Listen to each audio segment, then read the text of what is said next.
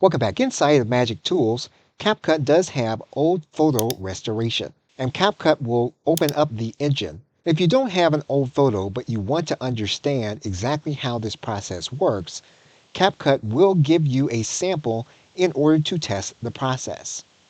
We are going to click on the old photo that CapCut gives us. CapCut is then going to bring us into this area. And when you click, CapCut will then immediately start the generation process.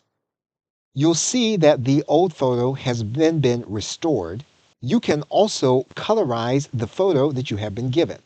If you click on this element, CapCut will then attempt to colorize the image that you have created. If you want to go back and look at the old photo, you can click on this element that says See Original, and then the original is then available. If you want to toggle back to the restored image, you can click on this element. And basically, you can then export the image in the way that you want.